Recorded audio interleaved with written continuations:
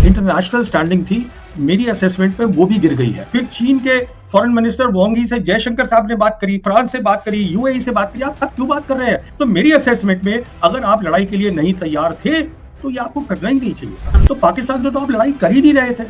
तो अब ये देखिए, इन बातों को, ये आतंकवादी की बात नहीं है। आतंकवादी हम यहाँ भी मार रहे हैं, अब वहां भी। आप सिर्फ दिखाना चाहते थे कि हम ताकतवर हैं।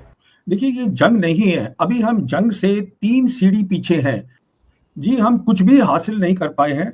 और हुआ क्या है, जो हमारी स्टैंडिंग थी, इंटरनेशनल स्टैंडिंग थी, मेरी असेसमेंट में वो भी गिर गई है। और उसका कारण ये है, पूरी दुनिया देख रही है कि हमने क्या अपनी मिलिट्री ताकत दिखाई एक क्राइसिस सिचुएशन के अंदर।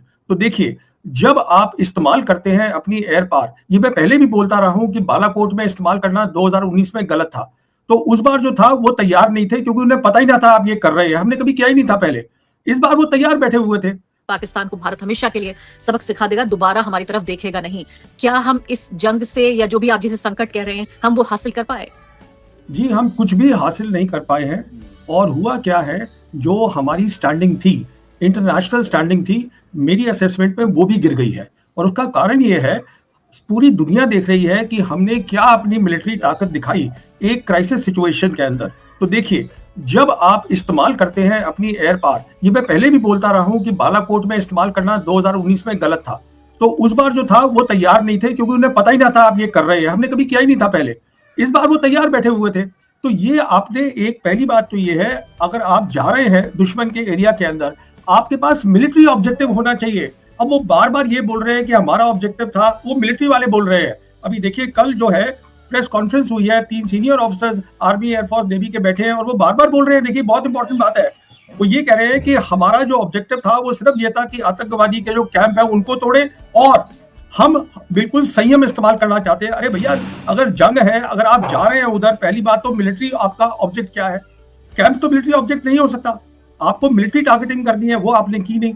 ऊपर से आप ये बोल रहे हैं कि हम हर बार उनको बोल रहे हैं कि हम अपनी तरफ से संयम कर रहे हैं। इसका मतलब ये है कि आप लड़ाई करना ही नहीं चाहते। उसके बाद देखिए क्या हुआ, 6 और 7 की रात को जो भी कुछ हुआ, 7 की सुबह ही पाकिस्तान ने अपने एक सीनियर अफसर को, पाकिस्तान एयरफोर्स के जो उनका नंबर 3 अफसर है, air chief marshal Aurangzeb Ahmed को बुलाया, जिसने एक इंटरनेशनल ब्रीफिंग दी, जिसमें बताया उसने मैप लगा के कि देखिए हमने 5 इनके जो फाइटर जेट्स है उनको गिरा दिया है। अब कल जब पूछा गया, पहली बार जब आए ये लोग, जो हमारे डायरेक्टर जनरल एयर ऑपरेशंस है, एयर मार्शल भारती, इनसे ये सवाल पूछा एक जर्नलिस्ट ने, हिंदू के, कि साहब ये जो खबर आ रही है, क्या आप ये ठीक है कि नहीं है? तो उन्होंने कहा कि देखिए साहब, जंग के अंदर तो लॉसेज होते ही हैं, हमारे पायलट सेफ आ गए हैं। और फिर बोलते हैं कि अभी जो है ऑपरेशन सिंदूर जो है वो चल रहा है। अरे देखिए साहब, अभी एक क्राइसिस है। अगर आप ये नहीं कबूलेंगे या अपना एक्सप्लेनेशन नहीं देंगे, तो दूसरी साइड की जो क्लेम होते हैं, जो वो दावा कर रहे हैं, उसको दुनिया मानती है। और वही हुआ है, पूरी दुनिया वही लिख रही है। अब देखिए हमने क्या किया, जो मेरी असेसमेंट है, 6-7 की रात के बाद हम लोग टेलीफोन्स पे लग गए। वो क्यों लग गए? क्योंकि 7 तारीख को ही पाकिस्तान आर्मी के जो डीजी ISPR थे, लेफ्टिनेंट जनरल, उन्होंने ये ऐलान कर दिया कि अभी तक जो हुआ था 6-7 की रात को, वो इंडिया का हमला था, हमने सिर्फ डिफेंसिव एक्शन किया था। अब हम करेंगे अपना, देंगे उनका जवाब। हम लोग यहां से फिर लग गए टेलीफोन करने। अब आप देखिए जो खबरें आई हैं, हमारे नेशनल सिक्योरिटी एडवाइजर, मैं जयशंकर साहब की बात नहीं कर रहा हूं, वो फॉरेन मिनिस्टर है, नेशनल सिक्योरिटी एडवाइजर डोवल साहब, खबर आई है कि इमीडिएटली उन्होंने secretary of state Marco Rubio से बात करी, सऊदी से बात करी, जापान से बात करी, फिर चीन के फॉरेन मिनिस्टर वांग ही से जयशंकर साहब ने बात करी, उसके बाद फ्रांस से बात करी, यूएई से बात करी। आप सब क्यों बात कर रहे हैं? एक तरफ तो आप ये कह रहे हैं कि हम संयम से काम कर रहे हैं, वो आप अपना कमजोरी दिखा रहे हैं कि आप लड़ाई करना ही नहीं चाहते हैं। तो मेरी असेसमेंट में अगर आप लड़ाई के लिए नहीं तैयार थे तो ये आपको करना ही नहीं चाहिए था। प्रवीण जी, अब यहाँ पे सवाल ये पैदा होता है कि एक कम्युनिकेशन के छात्र के तौर पर कैसे कम्युनिकेट किया जाए, खासकर संकट में आपकी परीक्षा होती है। 2 तरह से कम्युनिकेट करना था, भारत की सरकार को भारत के पत्रकारों से कैसे कम्युनिकेट करना था, भारत की सरकार को भारत की आम जनता के साथ कैसे कम्युनिकेट करना था, और भारत की सरकार को जो अंतर्राष्ट्रीय समुदाय है उसको क्या बताना था। 3 स्तरों पर ये कम्युनिकेशन होना था। और आप भी जब सिक्योरिटी की हम बात करते हैं तो कम्युनिकेशन भी उसमें बहुत अहम है। तो मुझे ये बताइए, इन तीनों मुहानों पर क्या आपको लगता है कि हम फेल हो गए, भारत के पत्रकारों के साथ, हमारी आम जनता को हमने क्या संदेश दिया, जबकि वो इतने परेशान थे कि जिंदा बचेंगे नहीं बचेंगे, क्या राशन घर में इकट्ठा कर लें, क्या करें, क्या वही जंग का माहौल बन रहा है। और तीसरे, पूरी इंटरनेशनल कम्युनिटी अपने कान आगे करके सुन रही थी कि अब देखते हैं ये दो सबसे बड़े देश और दोनों न्यूक्लियर पावर्स हैं, ये क्या करेंगी, क्या कोई नई तबाही आने वाली है दुनिया में। देखिए, पहली बात तो ये है, ये न्यूक्लियर पावर की बात ये ना ही करे तो बेहतर है। उसका कारण क्या है, हमने हर जंग में देखा है कि पाकिस्तान की मिलिट्री कमजोर नहीं है, न्यूक्लियर तक बात जाएगी ही नहीं। अब जहां तक आपने बात करी इंफॉर्मेशन वॉर की, जैसे मैं आपसे बता रहा था, उन्होंने 7 तारीख की सुबह को ही इंटरनेशनल ब्रीफिंग दे दी, सब इंटरनेशनल, और उन सब ने उनकी कहानी लिखी। हम बता ही कुछ नहीं रहे हैं। पहले हमारे फॉरेन सेक्रेटरी थे वो मिस्री साहब, वो कुछ बता ही नहीं रहे हो क्या रहा है। अच्छा, उसके बाद जब ये एयर मार्शल भारती आए हैं तो ये कह रहे हैं लॉसेस होते हैं, पर उस सवाल का जवाब नहीं दे रहे हैं, समझे। उसके साथ साथ हम फोन कर रहे हैं, वो भी फोन कर रहे हैं, वो भी लड़ाई नहीं चाहते, इसमें कोई शक नहीं है। पर जब उन्होंने तय कर लिया था हम रिस्पांस देंगे, उन्होंने रिस्पांस दिया, फिर हमें भी करना पड़ा, तो बात बढ़ सकती थी। अगर बात बढ़ती, फिर कुछ खबरें ये भी आई कि जो पाकिस्तान है वो तैयार हो रहा है प्री वॉर सिचुएशन के लिए। कुछ खबरें आई कि वो अपनी ट्रूप्स को फॉरवर्ड मूवमेंट कर रहे हैं, हमारी कोई खबर नहीं आई इस तरीके की। तो एक पैनिक का माहौल बन गया। ना वो चाहते हैं लड़ाई, ना हम चाहते हैं लड़ाई। अब सवाल ये है, हमने ये किया क्यों? अगर हमने किया तो जो लोग हैं उनका निराशा होना देश के अंदर बिल्कुल ठीक है, लाजमी है। आज देश में लोग बहुत नाराज हैं सरकार से कि साहब आपने ये ऑपरेशन सिंदूर किया, आपने पहलगांव का जो है बदला लिया, पर आपने सीज फायर क्यों करा? और मजेदार बात देखिए आप, ये जो दुखद बात है रादर, वो ये है कि वो प्रेसिडेंट ट्रंप अनाउंस कर रहे हैं और अभी तक हमारे प्रधानमंत्री ने एक भी बयान नहीं दिया है ऑपरेशन सिंदूर के ऊपर। इतने दिन हो गए हैं, 6-7 की रात को शुरू हुआ था, कोई प्रेस कॉन्फ्रेंस नहीं हुई है। तो मुझे बताइए, चलिए मान लेते हैं एक दफा को जनता नाराज है क्योंकि टीवी चैनल्स ने खासकर जो पूरा उन्माद फैलाया युद्ध का, उसके बाद लोगों की उम्मीदें भी बढ़ गई। और आप जानते हैं भारत में एक तबका कम से कम ऐसा है, खून खराबे को पता नहीं क्यों, भारत का ये इतिहास है या क्या बात है, समाजशास्त्री इस बात को बताएं कि क्यों युद्ध का को लेकर इतना प्रेम है, या ब्लड शेड को लेकर कम से कम एक तबका ऐसा है जरूर जो चाहता था कि युद्ध होना चाहिए। तो ये तो अच्छा काम किया ना मोदी सरकार ने। मैं कह रही हूँ कि युद्ध बंदी हो गई, इस तरफ और उस तरफ, दोनों तरफ जाने नहीं जाएंगी, हथियारों का नुकसान नहीं होगा, फौजियों की जाने नहीं जाएंगी, तो अच्छी बात है ये तो। नहीं, मैं आपका सवाल नहीं समझा, क्या सवाल है आपका? मेरा सवाल ये है कि क्या हमें डिप्लोमेटिक स्तर को एक तरफ थोड़ा साइड किनारे करके, अगर हम दो एक नागरिकों की तरह सोचें, तो मैं कहूंगी तो अच्छी बात है ना कि सीज फायर हो गया। देखिए, एक बात जो हम लोग नहीं समझ रहे हैं, जो हिंदुस्तान की सिक्योरिटी एस्टैब्लिशमेंट को 7 तारीख की सुबह समझ में आई है, वो ये है कि जो नुकसान जो वो क्लेम कर रहे हैं, दावा कर रहे हैं, वो चाइनीज एयरक्राफ्ट से हुआ। J-10 जो वो क्लेम कर रहे हैं मिसाइल PL-15, वो चाइनीज मिसाइल थी। कहने का मतलब ये है, यहाँ अचानक एक जागृति हुई जो कि इनको पता होना चाहिए था। ये हमारी इतनी सिक्योरिटी एस्टैब्लिशमेंट है, हम इतना पैसा खर्चते हैं, इनको पता होना चाहिए कि आप पाकिस्तान से नहीं लड़ रहे हैं, आप पाकिस्तान के साथ चीन भी शामिल है। वो दूसरी बात है, चीन जो है वो जंग में हिस्सा नहीं ले रहा है, पर अपनी पूरी काबिलियत पाकिस्तान को दे रहा है। ये असेसमेंट हमारी गलत थी। तो मैं अगर सही समझ रही हूँ आपकी बात को, और मैं याद दिलाना चाहती हूँ कि आपने इस बात को कहा पिछले इंटरव्यू में, खासकर आपने बारहा जोर दे देकर ये कहा कि ये जंग सिर्फ पाकिस्तान के साथ नहीं होगी, पाकिस्तान प्लस चीन के साथ होगी। कुछ लोग नाराज भी हो गए थे, कमेंट सेक्शन में कह रहे थे कि आप जो हैं हमें डिमोरलाइज करने की कोशिश कर रहे हैं। मैं ये भी याद दिलाना चाहती हूँ, सिर्फ 2 साल पहले राहुल गांधी ने बाकायदा संसद में इस बात को कहा कि आपको इस समझना होगा कि ये जो नेक्सस है चीन और पाकिस्तान का, वही बातें सामने आ रही हैं। तो अगर मैं आपकी बात को सही समझ रही हूँ, आप ये कह रहे हैं सीज फायर की बड़ी वजह में से एक वजह ये भी थी इस बात का एहसास, रियलाइजेशन होना कि हमें बहुत भारी नुकसान हो रहा है पाकिस्तान से ये जंग करके या संकट पैदा करके, क्योंकि चीन भी साथ में आ रहा है। देखिए, 2 बातें बोलता हूं। एक तो मोदी सरकार को राहुल गांधी को सीरियसली लेना चाहिए।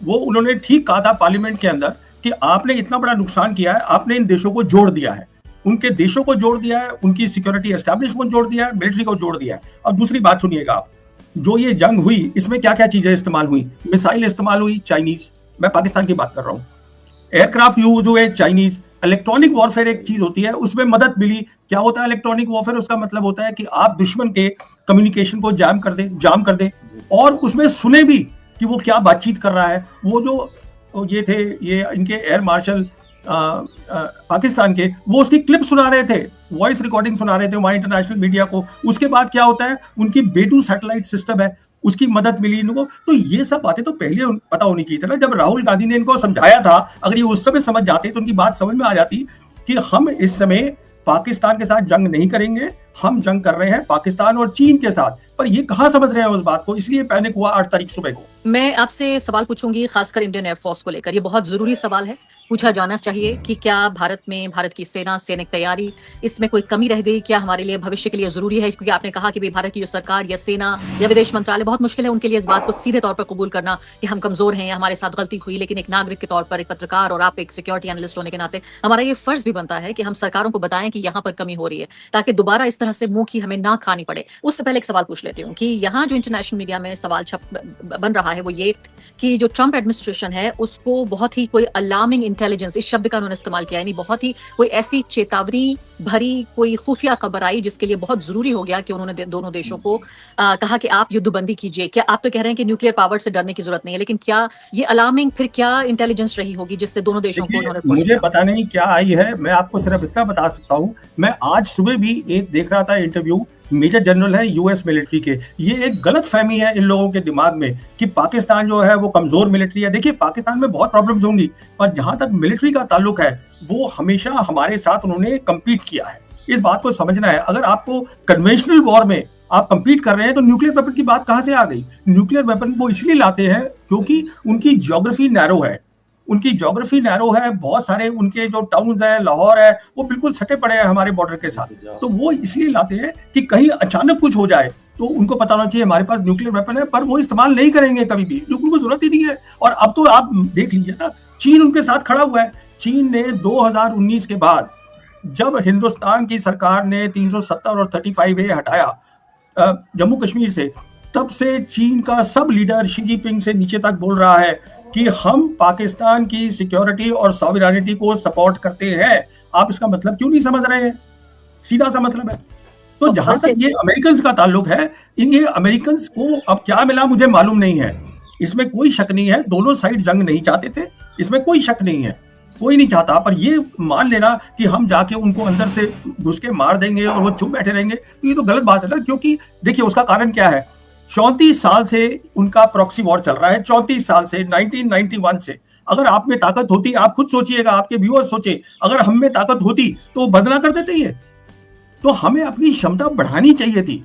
ये देखिए, आपने, ठीक है वो आपकी सोच है, आप सरकार है, आप जो भी कुछ करिए, पर ऐसा इसमें क्या होता है कि इंटरनेशनल स्टैंडिंग जो होती है वो अच्छी नहीं लगती हम सब के लिए। हम सब हिंदुस्तानी है, हमें अच्छा नहीं लगता। लेकिन मैं सवाल जो पूछने जा रही हूँ इसके दो हिस्से हैं। पहला ये है कि क्या पहले भारत में कभी ऐसा हुआ कि जाके रावलपिंडी और अंदरूनी इलाकों में जाके आतंकवादियों के ठिकानों पर हमले किए, हमने बाकायदा देखा कि उनके अंतिम संस्कार हो रहे थे, यानी इसका मतलब आतंकवादी मारे गए, उनकी हमने लिस्ट भी देखी कि ये आतंकवादी मारे गए, इन आतंकवादी संगठनों से थे वो। तो पहली बात तो ये है कि ये पहले कभी नहीं हुआ, तो क्या इसको एक सफलता के तौर पर नहीं देखा जाएगा? पहले इसका जवाब दीजिए, फिर दूसरा मैं सवाल पूछती हूँ। देखिए, आतंकवादी क्या है, एक मर जाएगा 10 वो और खड़े कर देंगे। आतंकवादी क्या है, हम इतने आतंकवादी मार रहे हैं, हमारे सिक्योरिटी पर्सन 34 साल से मरे हैं, ये वो अफसर मरे हैं, वो जवान मरे हैं जिनका घर है, बाहर है, सब दोस्त हैं, भाई है, रिश्तेदार हैं, बच्चे हैं, उनका आतंकवादी का क्या है? वो 50 और खड़ा कर देंगे। हम में अगर क्षमता है तो हमको जो आतंकवादी बनाते हैं, जो पाकिस्तान मिलिट्री है, उसके साथ लड़ाई करने की अगर हम में क्षमता है तो वो बंद कर देंगे। ये सब सीधी सी बात है। तो यही तो करना चाहती थी भारत की सरकार, जिससे पहले युद्ध विराम जो हमारे ऊपर थोप दिया गया। ना, सुनिए, ये जो एयरफोर्स का इस्तेमाल होता है, ये एक एस्केलेटरी इस्तेमाल होता है, लड़ाई होने वाली है तब होता है। 2019 में क्या हुआ, जब हमने बालाकोट किया, वो पहली बार मोदी सरकार ने, कभी किसी सरकार ने एयरफोर्स का इस्तेमाल नहीं किया था। तो वो जो थे वो उसमें रह गए, उनको नहीं पता चला, पर अगले दिन उन्होंने अटैक किया, उन्होंने ऑपरेशन स्विफ्ट रिटॉर्ट किया। मैं उसकी डिटेल में नहीं जाना चाहता। तो हमारी बहुत सारी एयरफोर्स की जो कमजोरियां थी वो दिखी। अब हमको उससे सबक सीखना चाहिए था कि साहब ये चलता नहीं है, ये सब चीज की मैं वहां आतंकवादी मारने जा रहा हूं, आप पहले अपनी ताकत बनाइए, और आपके पास ताकत है तो आपको मारने की जरूरत ही नहीं है, वो वैसे ही बंद हो जाएगा। तो इस बार हमने यही किया। इस बार तो ये हो गई प्रॉब्लम कि एक तो वो तैयार बैठे थे कि ऐसा कुछ करेंगे ये लोग, दूसरा जो हम बिल्कुल बेखबर है कि 2019 के बाद हमने इन दोनों मुल्कों को एक साथ जोड़ दिया है। तो पाकिस्तान से तो आप लड़ाई कर ही नहीं रहे थे। तो अब ये देखिए, इन बातों को, ये आतंकवादी की बात नहीं है। आतंकवादी हम यहाँ भी मार रहे हैं, अब वहां भी। आप सिर्फ दिखाना चाहते थे कि हम ताकतवर हैं, तो उसने रिस्पॉन्स दे दिया आपको। अब मेरा अगला सवाल आपसे यही होने जा रहा है, आप ये कह रहे हैं कि आतंकवादी 10 मर गए 100 और आ जाएंगे, क्योंकि अगर पाकिस्तान आतंकवाद को एक स्टेट पॉलिसी के तौर पर, एक राज्य की नीति के तौर पर इस्तेमाल करता है कि भी हम आपको फौजी नहीं भेज रहे हैं, लेकिन आतंकवादियों के जरिए हम परोक्ष रूप से इनडायरेक्टली आपके साथ जंग हम छिड़ी हुई है, तो भारत सरकार के पास भी, जो कि एक लोकतंत्र है, हर तरह के सवाल यहाँ उठते हैं, विपक्ष है, पत्रकार है, सिविल सोसाइटी है, हर तरह की जवाबदेही है। पाकिस्तान को अगर देखें तो कोई इतना अच्छा लोकतंत्र नहीं है, वहां जो भी सेना फैसला ले लेती है वो एक फैसला हो जाता है। तो इसको किसी और रोज तराजू में हम जरूर तोल के देखेंगे क्या फायदा क्या नुकसान है। लेकिन अभी मुझे बताइए कि अब एक सिक्योरिटी एनालिस्ट होने के नाते, जब इस जंग के बाद की तस्वीर, जबकि धूल उड़ रही है इस मैदान में, जब आप देखते हैं तो मुझे बताइए आप क्या खोया क्या पाया। देखिए, पहली बात तो मैं कहना चाहता हूँ, ये जंग नहीं थी, ये क्राइसिस थी। ये जरूरी है, इसको फर्क को आप पहले समझिए। अब हमने क्या खोया है ये देखिए। हमने पहली बात, मिलिट्री के मायने से हमने अपने इंडियन एयरफोर्स की और कमजोरियां दिखा दी। अब मैं उसका यहाँ बयान नहीं करना चाहता हूँ इस समय, क्योंकि जैसे हमने वहां बालाकोट में दिखाई थी कि हमारी इलेक्ट्रॉनिक वॉरफेयर बहुत अच्छी नहीं है, यहाँ हमने बहुत सारी और दिखाई है, पहली बात। दूसरी बात, हमने ये दिखा दिया मिलिट्री टर्म्स में कि हमारी मिलिट्री की प्लानिंग और उससे पहले वॉर एप्रिसिएशन, ये देखना कि हमारा दुश्मन कौन है, हम उसमें भी चूक गए बिल्कुल। इसका मतलब हमारी जो पूरी सिक्योरिटी एस्टैब्लिशमेंट है उसमें चूक गई। तीसरी बात, अभी इंटरनेशनल कम्युनिटी ने देखा कि साहब वो कह रहे हैं 5 प्लेन उन्होंने गिरा दिए, ये कुछ बोल ही नहीं रहे हैं। अब आप मुझे बताइए, क्या अमेरिका नहीं सोचेगा? पहली तीसरी बात कि मैं अगर इसको बना रहा हूं, अमेरिका बना रहा है इंडिया को as a military bulwark against China, तो वो सोचेंगे कि क्या इसको बनाना चाहिए। एक बात। नेक्स्ट बात, अगली बात सुनिए, वो जो डोनाल्ड ट्रंप है वो अब ये बोल रहे हैं कि मैं दोनों मुल्कों के साथ ट्रेड करूंगा बराबर का, पाकिस्तान हिंदुस्तान के साथ, और मैं कश्मीर मसले में दोनों की मदद करना चाहता हूं, क्योंकि उनको पाकिस्तानियों ने बोला है कि साहब ये मसला कश्मीर का है। अब हम तो ये अभी तक ये कह रहे थे ना, जब से मोदी सरकार आई है और 2019 से, कि हमारा अटूट अंग है और हमें पीओके लेना है, तो साहब लीजिए ना पीओके, उसके लिए पहले ताकत बनाइए। तो मिलिट्री टर्म्स में आपका लॉस हुआ, प्रेस्टीज का लॉस हुआ, और सबसे बड़ी बात, एक धक्का लगा है हिंदुस्तानियों को कि जो एक इमेज बनाई थी कि स्ट्रॉन्ग लीडर की, मेरे ख्याल पे अब लोग बोलेंगे नहीं डर के मारे, पर वो इमेज कहाँ रह गई है। और जहां तक आपने बात करी टेलीविजन चैनल, इंफॉर्मेशन वॉर, उन्होंने तो अपना एक सर्कस करी थी जो दुनिया ने देखी और दुनिया हंस रही है उसके ऊपर। लेकिन अभी देखिए कि आतंकवादियों की हमने देखा, तस्वीरें सामने आई भारत में, जो लोग आतंकवाद के शिकार हुए पहलगाम में, उनके परिवारों ने ये कहा कि हमें बड़ी ठंडक पहुंची। एक बार को ये मान लेते हैं कि चलिए इस जख्म पे, मैं कहती हूँ इस नासूर पे अगर बैंडेड भी लगा के कुछ करने की कोशिश हुई तो कम से कम इतना हुआ। लेकिन अब भारत ने साफ तौर पर यह कह दिया है कि अगर अब कोई आतंकवादी कार्रवाई होती है तो इसे एक्ट ऑफ वॉर माना जाएगा पाकिस्तान की तरफ से। तो पाकिस्तान को सचेत हो जाना चाहिए।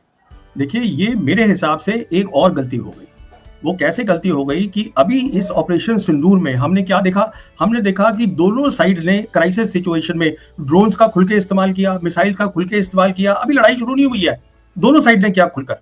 तो अब ये न्यू नॉर्मल बन गया। अभी उसके बाद अगर आप ये बोल रहे हैं कि अब देखिए, मान लीजिए ना हो खुदा खास्ता, पर मान लीजिए कल एक और हमला हो जाता है जम्मू कश्मीर में, तब ये होगा हमारी सरकार को अब लड़ाई करनी है। फिर आप क्या अभी लड़ाई के लिए तैयार है? आपने ऑलरेडी एयरफोर्स की कमजोरी दिखा दी है ऑपरेशन सिंदूर में, हमारी क्या क्या कमजोरी है। आपका एप्रिसिएशन ये गलत हो गया कि साहब ये पाकिस्तान नहीं है, पाकिस्तान के साथ चीन है। उसके ऊपर से आपने ये कर दिया, मतलब आपने लड़ाई का जो थ्रेशोल्ड होता है उसको नीचे कर दिया, और जो खतरा है वो बढ़ गया है। देखिए, ये बहुत जरूरी बात है, खतरा बढ़ गया क्योंकि पाकिस्तान के साथ चीन है, और थ्रेशोल्ड जो है, जो आम चीज आपने बना दी थी कि दोनों तरफ से ड्रोन और मिसाइल हो सकती है, अब आप कह रहे हैं कि हम अगला आतंकवादी हमला होगा हम लड़ाई कर लेंगे। देखिए क्या हुआ था 2001-2002 में, बहुत खतरनाक बात हुई थी। हमारी पार्लियामेंट पे अटैक हुआ था, उस समय भी बीजेपी की सरकार थी, वाजपेयी प्राइम मिनिस्टर थे।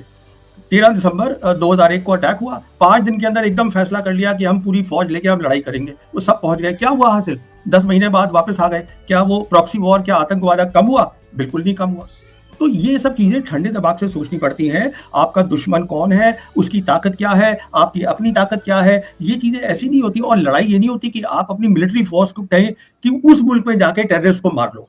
तो अब आखिरी सवाल आपसे पूछती हूँ कि आतंकवाद एक बड़ी समस्या है, आतंकवाद एक असली समस्या है। देश में देश की संप्रभुता, उसकी सॉवरेनिटी की रक्षा करना भारत की सरकार का काम है, और जो देश की सेनाएं हैं वो सरकार के अधीन काम करती हैं। अब आप मुझे बताइए आखिर कि अगर आपको हम बताते हैं कि आपको बिठा देते हैं सरकार में कल, आप क्या करेंगे? कैसे इस आतंकवाद का मुकाबला करेंगे? देखिए, मैं बताता हूँ कैसे करूंगा। सबसे पहले मैं इंडियन एयरफोर्स को मजबूत करूंगा, क्योंकि हिंदुस्तान पाकिस्तान की लड़ाई एयरफोर्स के बारे में है। इसका मतलब ये है एयरफोर्स को क्या चाहिए, फाइटर एयरक्राफ्ट एयर हेडक्वार्टर्स तय करेगा, ना कि प्राइम मिनिस्टर ऑफिस तय करेगा। उसके बाद एप्रिसिएशन जो होगी एयरफोर्स की कि हमें क्या करना है, उसका क्या नाम होगा ऑपरेशन का, इंडियन आर्म फोर्सेस का, वो प्राइम मिनिस्टर नहीं तय करेंगे कि इसका नाम ऑपरेशन सिंदूर होगा, उसको उनको आप तय करने दीजिए, पहले किसी प्राइम मिनिस्टर ने नहीं किया है। नेक्स्ट, तो आप पहले अपनी क्षमता बढ़ाइए। अब क्षमता एकदम में तो बढ़ेगी नहीं, आप अपनी अच्छी टीम बनाइए जो बन सकती है अगले 5 साल के अंदर, बन सकता है, सब कुछ हो सकता है। तब तक जो है आप जो है ये देखिए किस तरीके से चीन और पाकिस्तान के साथ आप बातचीत शुरू कर सकते हैं। वो जरूरी है क्योंकि आपको क्षमता बनाने के लिए पीस चाहिए। लड़ाई के माहौल में डेवलपमेंट भी नहीं होती और क्षमता भी नहीं बनती। तो ये सब चीजें हैं जो करने वाली हैं, जो बिल्कुल सीधी सादी हैं, दिखनी चाहिए इनको। बातचीत तो एक जमाने से हो रही है प्रवीण जी, बिल्कुल आखिरी बात संक्षेप में कि एक जमाना हो गया बातचीत होते होते, आतंकवाद का हल तो कभी नहीं निकला। यूपीए से लेकर एनडीए तक कितनी सरकारें आई और चली गई, लेकिन हल कहाँ निकला? इसलिए नहीं निकला क्योंकि हमने 91 से लेके कभी किसी भी गवर्नमेंट ने, ये मोदी गवर्नमेंट का सवाल नहीं है, किसी भी सरकार ने, किसी भी मिलिट्री के आला अफसरों ने ये नहीं सोचा कि हमें अपनी क्षमता बनानी है, कभी सोचा ही नहीं। जबकि उस तरफ, उस मुल्क में जहां तक मिलिट्री एस्टैब्लिशमेंट है, उसने हमेशा ये देखा कि मैं लड़ाई में पाकिस्तान इंडिया से ना हार जाऊं। मैं बात कर रहा हूं सिर्फ वेस्टर्न सेक्टर की, मैं बांग्लादेश की बात नहीं कर रहा हूं, वो एक अलग मसला है। तो अगर आप, पहली बात तो ये आपने नहीं की, अच्छा अगर आप ये कर लो, अच्छा दूसरी बात ये है कश्मीर। अब कश्मीर देखिए, कश्मीर जो है उसका हिस्सा पाकिस्तान के पास फिजिकली है, उसका हिस्सा चीन के पास फिजिकली है और आपके पास भी फिजिकली है। तो ये बात आप तब करिए, बातचीत जो आप कह रही हैं ठीक कह रही हैं, पहले से भी कर रहे हैं, पर पहले से आप क्षमता नहीं बना रहे थे। ये दोनों काम एक साथ करने हैं। समझ गए, आप ये कह रहे हैं कि मजबूत होने की स्थिति में जब आप ताकतवर एक पोजीशन ऑफ स्ट्रेंथ जिसे कहते